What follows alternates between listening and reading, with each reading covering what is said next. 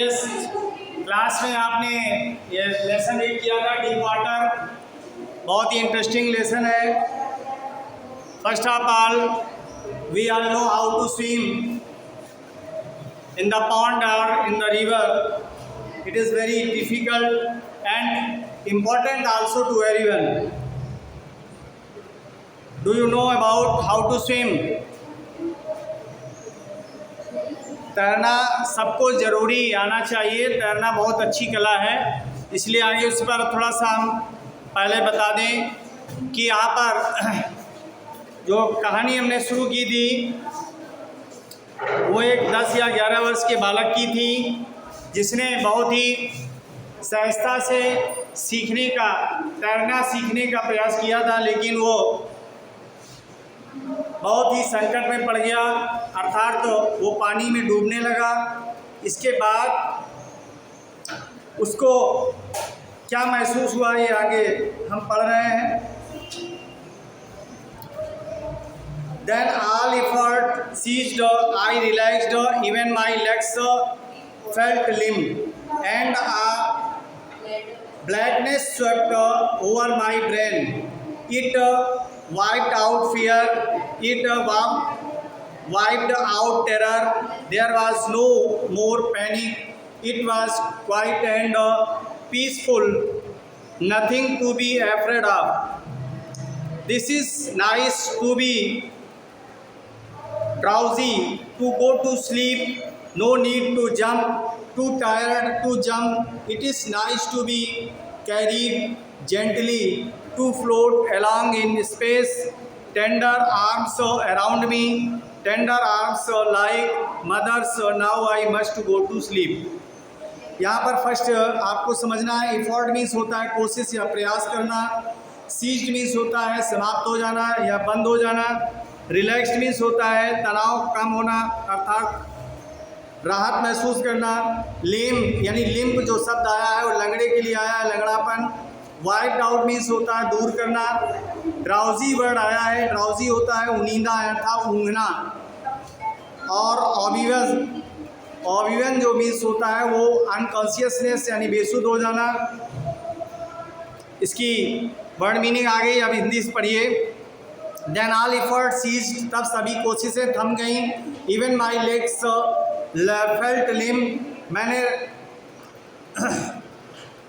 आई relaxed, मैंने राहत महसूस की।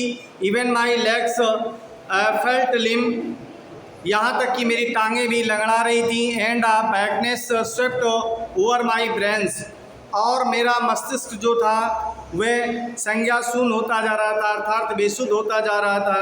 इट वाइप्ड आउट फियर, जिससे डर दूर हो गया था। इट वाइप्ड आउट टेरर, और जिससे आतंक दूर हो गया था। There was no more panic, अब भय नहीं रह गया था। It was quiet and peaceful, सब खामोशी और शांति थी। Nothing to be afraid of, अब किसी चीज़ का भी डर नहीं था। दिस इज़ नाइस, सब अच्छा है। To be a drowsy, to go to sleep, ऊँघने में सो जाने में। टू नीड टू जंप, कूदने की ज़रूरत नहीं है। टू टायर्ड टू जंप, बहुत ज़्यादा थके होने के कारण कूद पाने की ज़रूरत नहीं है। It is nice to be carried gently, अच्छा है किसी के द्वारा थाम कर धीरे से साथ ले जाना, ये मेरे लिए बहुत अच्छा है। To float along to space, अंतरिक्ष में तैरना। यहाँ पे लिखा है to float along in space, space means अंतरिक्ष होता है। टेंडर आर्म्स अराउंड मी, कोमल बाहों का मेरे चारों ओर घेरा था। और टेंडर आर्म्स लाइक मदर्स, वे बाहें मेरी माँ जैसी बाहें थीं। Now I must go to sleep, अब मुझे सोना ही है। I crossed to oblivion and the curtain of life fail, यानी यहाँ पर तात्पर्य इसका ही है, मैं चेतना शून्य की स्थिति में था अर्थात बेहोश हो था, और जैसे मेरे जीवन का अंत हो गया अर्थात ऐसा लग रहा था मेरा जीवन समाप्त हो गया। The next I remember I was lying on my stomach beside the pool vomiting. इसके बाद मुझे याद है, द नेक्स्ट आई रिमेंबर, मुझे याद है कि मैं तालाब के पास अपने पेट के बल लेटा हुआ था। I was lying on my stomach beside the pool vomiting, और मैं उल्टी कर रहा था, उल्टियाँ कर रहा था। That chap that through me in was saying, जिसने मुझे ताल में फेंका था वो लड़का, but I was only fooling, लेकिन मैं तो यूँ ही उल्लू बना रहा था। समवन सेड, किसी ने कहा द किड नियरली डाइड, लड़का लगभग मर गया होता। बट ऑल राइट नाउ, लेकिन अब ठीक है। Let's carry him to the locker room, अब इसे लॉकर रूम में ले चलें। My bed I could not eat that night. Several hours later, I walked home. I was weak and trembling.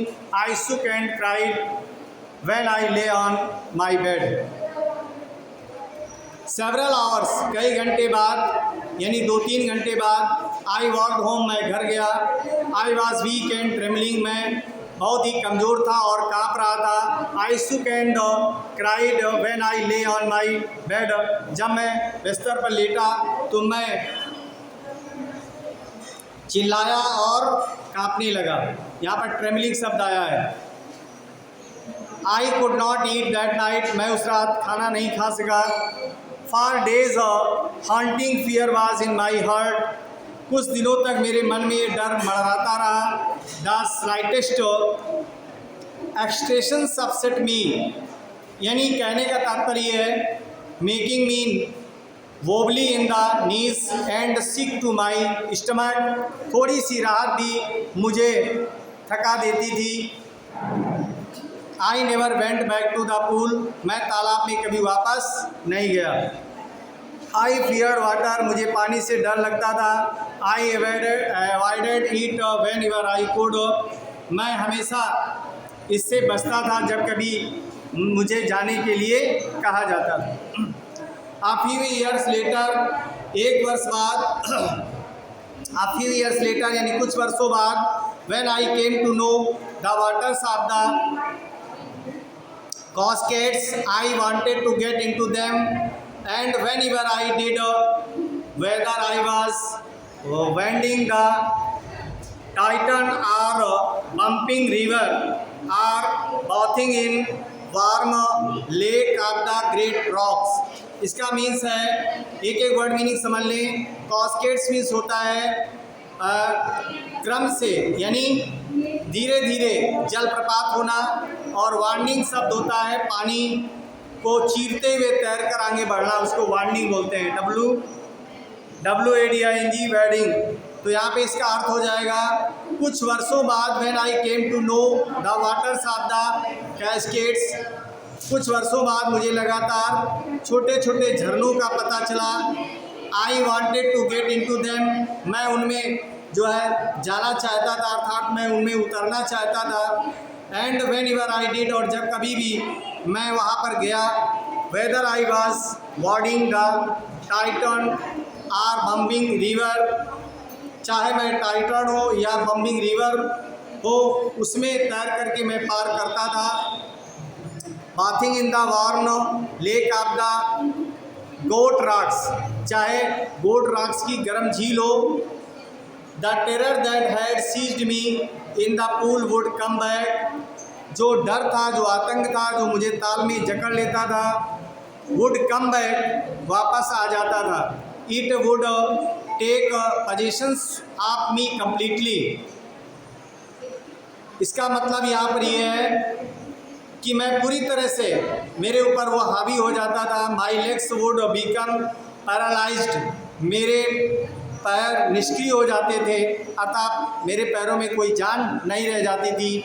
IC horror would grip my heart, मेरे मन में अचानक और ज़ोर से भय व्याप्त हो जाता था। आगे this handicap stayed with me as the years rolled by, जैसे ही समय बीतता गया ये भय मेरे अंदर व्याप्त होता गया। In canoes on Maine lakes fishing for landlocked salmon bass fishing in New Hampshire front fishing on the Descartes and melodious in origin fishing for salmon on the Columbia or bumping lake in the Cascades. Whenever I went, the haunting fear of the water followed me. It ruined my fishing trips, deprived me of the joy of canoeing, boating and swimming. इसके सबसे पहले word meaning आप समझ लें। Handicap means होता है अयोग्यता, क्षमता यानी विकलांगता, और रोल्ड बाई मीन्स होता है बीतते गए, गुजर गए, और कैनोस मीन्स होता है छोटी सी नाव, डुंगिया जिसे बोलते हैं। छोटी सी नाव को क्या बोलते हैं? डुंगिया। डुंगिया जानते हो जिसमें दो लोग बैठ सकते हैं, छोटी सी नाव होती है, उसको कैनोई बोलते हैं। क्या बोलते हैं? और यहाँ फिशिंग आर लैंड फ्लग्ड सालमन दिया है। इसका मतलब होता है कि सालमन मछली को पकड़ना, ठीक है, जो प्राकृतिक जल स्रोतों में रहती हैं। प्राकृतिक जल स्रोत कौन कौन से होते हैं? झरने होते हैं, नदियाँ होती हैं, इनमें ये पाई जाती है। डिप्राइव्ड मीन्स मैंने बताया था उपयोग से वंचित कर देना, अर्थात उपयोग में न लाना। बॉस मीन्स होता है समुद्र या ताजे पानी में वाली मछली जो भोजन के रूप में प्रयोग होती है। अब इसे ध्यान से हिंदी समझ लें। This handicapped state with me as the years rolled by. जैसे ही समय बीतता गया, यानी अगले वर्षों में यह क्षमता या निष्क्रियता मेरे साथ बनी रही। मेन झील में डोंगी में कैनोई में बैठ कर के सालमन मछली पकड़ना, जो झील के एक ऐसे भाग में रहती थी जो लगभग या पूरी तरह से ज़मीन के चारों ओर से घिरा हुआ, अर्थात झील थी उसके चारों ओर ज़मीन थी। न्यू हैम्पशायर में ताजे जल में रहने वाली बास मछली, कौन सी मछली? मछली को पकड़ना। डिशूट में ताज़ा पानी में रहने वाली सामान्य मछली, ट्राउट मछली, ट्राउट को पकड़ना। और ऑरिगन में मैंटोलियस मछली को पकड़ना। कोलंबिया में सालमन मछली को पकड़ना। कास्केड्स में बम्पिंग झील में मछली पकड़ना। ये जहाँ भी मैं गया, पानी का हावी होने वाला डर मेरे पीछे पीछे आता गया, अर्थात मैं पानी से हमेशा डरता रहा। इसने मेरी मछली पकड़ने की जितनी भी यात्राएं थी, जहाँ पर भी मैं मछली पकड़ने के उद्देश्य से गया, मैंने छोटी सी नाव में बैठ कर के यात्रा की, यानी डुंगिया चलाई, बड़ी नाव भी चलाई, या तैरने की खुशी से मुझे हमेशा दूर कर दिया, हमेशा अवॉइड रखा, वंचित रखा। बात समझ में आ रही है? इधर I used every way I knew to overcome this fear. Overcome means होता है काबू पाना, विजय पाना। I used every way, मैं हर डर से काबू पाने का, this fear, इस डर से काबू पाने का तरीका जानता था। I used every way I knew to overcome this fear. मैं इस डर से दूर होने का हर तरीका जानता था और मैं प्रयोग भी करता था। But it held me firmly in its grip. मेरे लिए मैंने अपने को अपनाया पर डर बना रहा, लिखा हुआ है। But it held me firmly in its grip, लेकिन इसने अपनी जकड़ में रखा, अर्थात मुझे डर में हमेशा रखा। Finally 1 October I decided to get an instructor and learn to swim. अंत में 1 अक्टूबर के दिन मैंने एक इंस्ट्रक्टर, शिक्षक लगाने, अर्थात एक अपने ट्यूटर को लगाने और लर्न टू स्विम, तैरना सीखने का निश्चय किया। I went to a pool and practised 5 days a week। मैं एक ताल पर गया और एक सप्ताह में 5 दिन मैंने अभ्यास किया। एन आवर ईच डे, प्रतिदिन 1 घंटे मैं ये जो है प्रशिक्षण लेता रहा। The instructor put a belt around me, जो शिक्षक थे मेरे चारों ओर बेल्ट बांध देते थे। A rope attach to the belt, एक रस्सी मेरे बेल्ट से बंधी रहती थी। Went through a pulley that ran on and overhead capable, जो एक पुली से गुजरती थी जो ऊपर लगे हुए केबल पर चलती थी। He held on to the end of rope. उसने रस्सी का सिरा पकड़ा हुआ था. And we went back and forth. और हम आगे पीछे चलते रहे. Back and forth across the pool, hour after hour, day after day, week after week. यानी एक कोने से दूसरे कोने तक आगे पीछे चलते रहे. ये काम घंटों, दिनों, हफ्तों तक चलता रहा. बात समझ में आ रही है? The instructor put a belt around, ये हो गया. Every day on each trip across the pool a bit of the panic seized me. प्रत्येक जो है यात्रा में मेरे अंदर हमेशा आतंक का डर जो है बना रहता था. अर्थात मुझे भय वापस आ जाता था. और जब भय वापस आ जाता था तो होती स्थिति क्या थी? Each time the instructor relaxed. प्रत्येक बार जो है जो शिक्षक थे मुझे राहत देते थे, मुझे समझाते थे. And hold on the rope, और मुझे रस्सी से पकड़े रहते थे. And I went under some of the old terror return and my legs froze. इसमें उसने बताया कि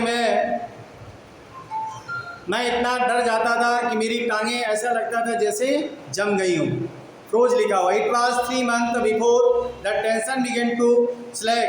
3 महीने पहले मेरे अंदर एक तनाव आ गया था. Then he taught me to put my face under water and exhale. तब उसने मुझे सिखाया कि तुम्हें पानी के अंदर अपना सिर रखना है और raise my nose and inhale, और अपनी नाक ऊपर करके आपको सांस ले करके तैरना है. I repeated the exercise hundreds of times. मैंने सैकड़ों बार ये अभ्यास किया. बिट बाय बिट, एक एक करके. I said part of the panic that seized me when my head went under water. वह डर जो मुझे पानी में सिर रखने पर जकड़ लेता था अब धीरे धीरे कम हो गया था. बस इतना ही पढ़ाएंगे, कल आगे पढ़ाएंगे. Thank you.